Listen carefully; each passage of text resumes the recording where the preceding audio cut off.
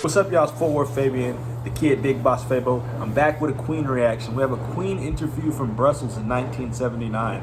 And this is an interview with Queen about their album Jazz in 1979, man. Like, comment, subscribe, hit the notification bell, follow me on Instagram and Twitter. This is a cool little tidbit. A lot of people tell me they like this Freddie. That, you know, Freddie goes through this, has his stages where he's maybe a little bit more flamboyant than the next time, where he's like, maybe, you know, his stage production, his design, his outfit, his costume is a little bit different here and there. But a lot of people say they like these years of Freddie. Me, I'm a very huge fan of the early 70s Queen era, the Killer Queen, stuff like that, man. You know, I'm rocking with that kind of stuff. But a lot of people like the late 70s Freddie. You know, he's more bad boyish. He's tamed and stuff, you know. Real cool, real relaxed. Real upper echelon. So like, comment, subscribe, hit the notification bell. Follow me on Instagram and Twitter. We are on the road to 10K, man. Let's get there as soon as possible.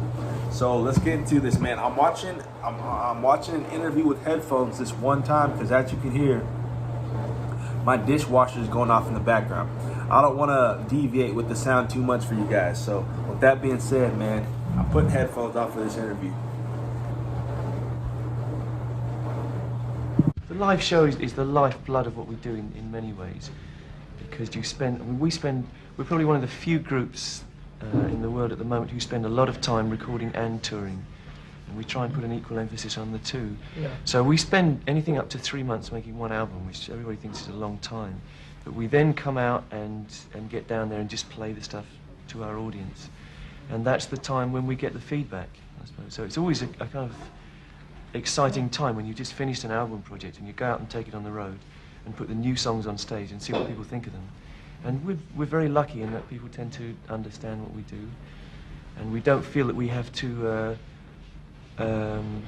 adapt ourselves to the audience. We feel that people understand what we want to do as musicians.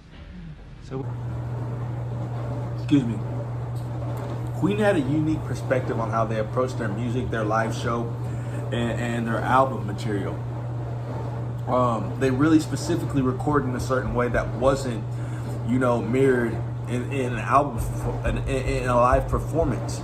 There's countless times Freddie and Brian purposefully said that they would record in a certain way that it wouldn't, and have a rendition or play a certain way in a live performance on stage that wouldn't replicate the studio version or the album version, to guarantee listeners and the audience a different experience.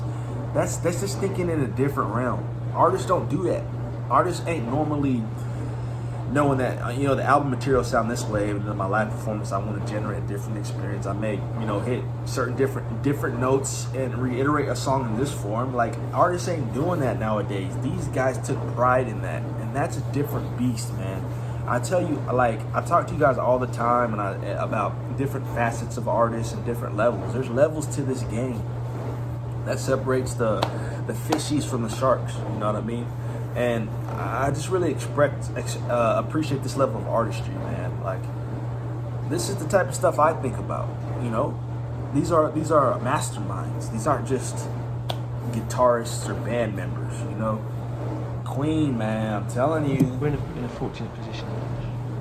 I feel like every album since Night at the Opera has Look at Roger. repeats the same schemes.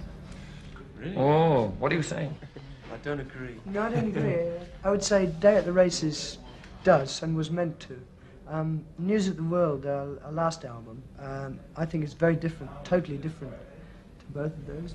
Yeah, News of the World was a complete reversal, really, because we got more and more complex up to A Night at the Opera and A Day at the Races, which were kind of twin albums, we felt. And at that point, we felt we had to go back and kind of start again with the very simple things. And News of the World is really very straight rock album, you know, there's almost no extra overdubbing, you know. And on this album... Isn't it cool to see artists be so passionate and talk about their craft and such like? Like, you know, the typical stereotype is like parents will tell a kid to go to college because any creative dream or any creative pursuit or value probably won't amount to anything. But it's like, you'll see people talk passionately about being an accountant or being a doctor or being a scientist. And when you hear musicians talk about being passionate about their albums and releases and touring, it's like, there's credibility to that, man. This is a real industry. This is a real profession that you can pursue. You know, I don't like people that don't see creativity and artists in a real light as being real professionals out here, man. You gotta respect it. We've sort of changed again, and we're trying out some new directions. We feel I don't see at all that they're similar. No, we don't. We never consciously try to repeat.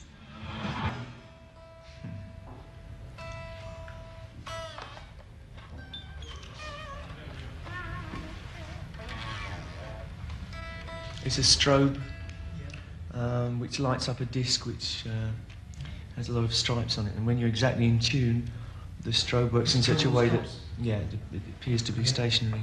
So that's a little flat because the things are moving this way, and that's a little sharp.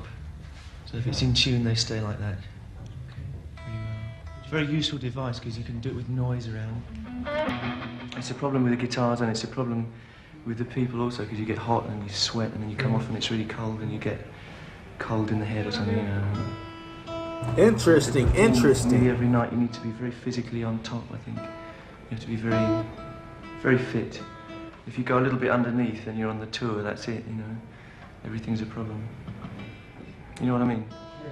It's like being an athlete or something. You have to be physically right all the time. You keep in touch with today's rock scene, like the new groups? Brian is a genius, bro. As much as we can.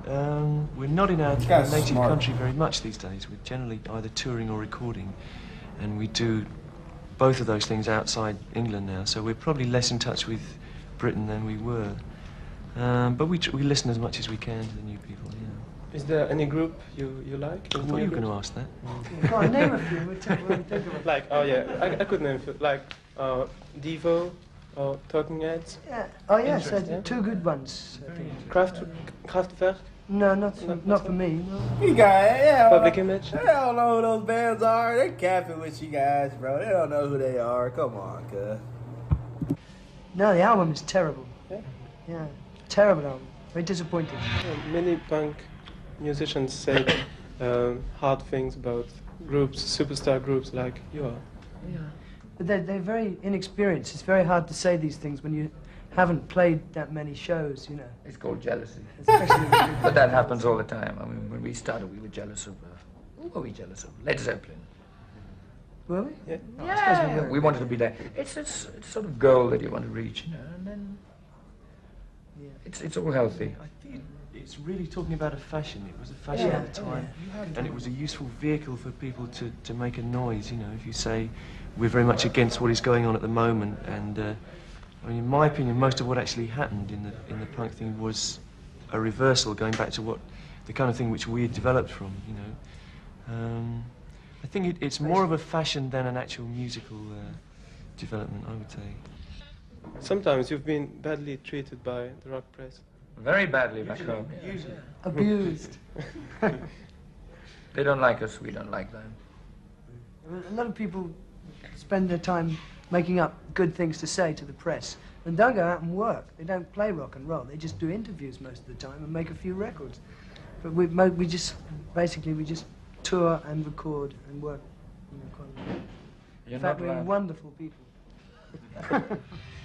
There you have it, man. That's the interview right there. Queen in Brussels. 1979, man. Good stuff there. I always got points and I miss them. I forget them. But it's good to see the gang together. Good to see the guys together, man. Like, comment, subscribe, hit the notification bell. Let me know your thoughts in the comment section below, man. What else should I react to? There's a reaction I got coming up that I know you guys have been asking me for, bro. It's a documentary part that I'm gonna do in 2 parts. It's over a couple hours or an hour long. I can't think of it at this moment, but just wait. I got you guys. It's coming up. So I'll catch you guys in the next video, man. Peace.